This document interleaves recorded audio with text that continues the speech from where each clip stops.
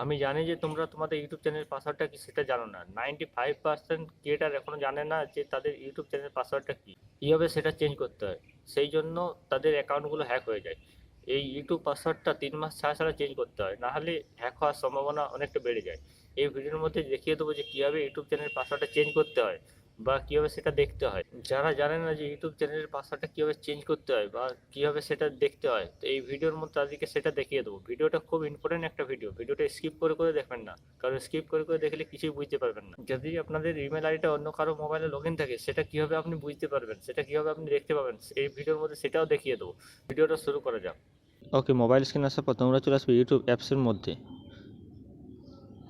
YouTube অ্যাপসের মধ্যে আসার পর আপনার যে এখানে যে প্রোফাইলের লোগোটা রয়েছে, সেই প্রোফাইলের লোগোর মধ্যে একবার ক্লিক করবে। এখানে ক্লিক করার পর দেখুন এখানে যে একটা অপশান রয়েছে গুগল অ্যাকাউন্ট, এর উপরে একবার ক্লিক করবে।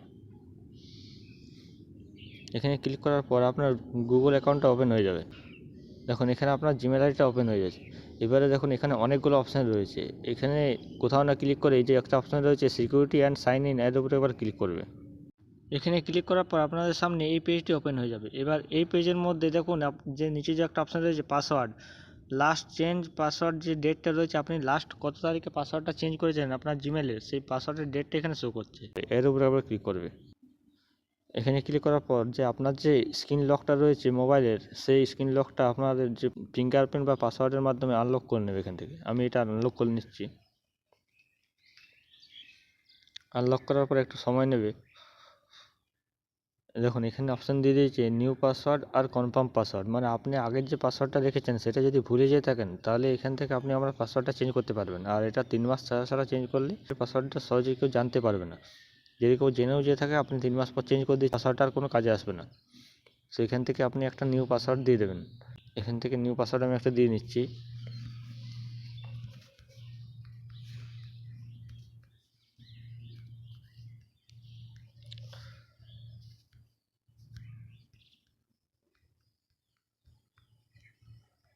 এখান থেকে নতুন পাসওয়ার্ডটা দিয়ে এই যে চেঞ্জ পাসওয়ার্ডের যে অপশানটা রয়েছে এর মধ্যে ক্লিক করব। এখানে ক্লিক করার পর দেখুন আমার পাসওয়ার্ডটা চেঞ্জ হয়ে গেছে। আপনার যে ইমেল আইডিটা রয়েছে সেটা আপনি ছাড়া অন্য কেউ ইউজ করছে কি না সেটা কীভাবে আপনি জানতে পারবেন, কারণ আপনার ইমেল আইডিটার মধ্যে রয়েছে আপনার ইউটিউব চ্যানেলটা। এবার আপনার ইমেল আইডিটা যদি অন্য কেউ ইউজ করে তাহলে আপনার ইউটিউব চ্যানেলটাও সেই ওপেন করতে পারবে খুব সহজের মধ্যে। এবার সে আপনার ইউটিউব চ্যানেলটা ওপেন করে সে তার ইচ্ছা মতো ভিডিও আপলোড করতে পারে আপনার ইউটিউব চ্যানেলের মধ্যে। কোথার থেকে দেখবেন যে আপনার ইমেল আইডিটা অন্য কারো মোবাইলে লগ ইন রয়েছে কিনা। এখানে দেখুন একটা অপশান রয়েছে গুগল প্রমোট, এর মধ্যে একবার ক্লিক করবে। এখানে ক্লিক করার পর দেখুন আমার এখন দুটো মোবাইলের মধ্যে আমার ইমেলটা লগ ইন রয়েছে, তার জন্য এখান থেকে দুটো মোবাইল শো করছে। এবার এখানে যদি আপনার মোবাইল ছাড়া যদি অন্য কোনো মোবাইলে লগ ইন দেখায় তাহলে এখান থেকে সেটা আপনি লগ আউট করতে পারবেন। সেটা কীভাবে করবেন, এখানে যে মোবাইলগুলো শো করবে তার মধ্যে যদি আপনার মোবাইলে সেটা যদি না হয়ে থাকে তার উপরে একবার ক্লিক করবেন।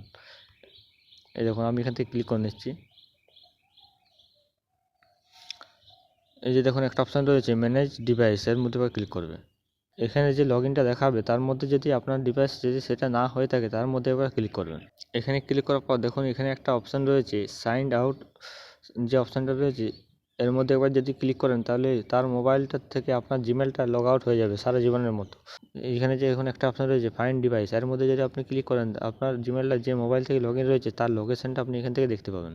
ভিডিওটা দেখে যদি মনে হয় যে কিছু শিখতে পেরেছো তাহলে অবশ্যই ভিডিওটা একটা লাইক করে চ্যানেল সাবস্ক্রাইব করে রাখবে। আর আর ফেসবুক পেজ থেকে যদি ভিডিওটা দেখে তো অবশ্যই পেজটি ফলো করে রাখবে। আর পরবর্তী ভিডিও তোমরা কোন টপিকের উপরে দেখতে চাও সেটা কমেন্টের মধ্যে জানাবে।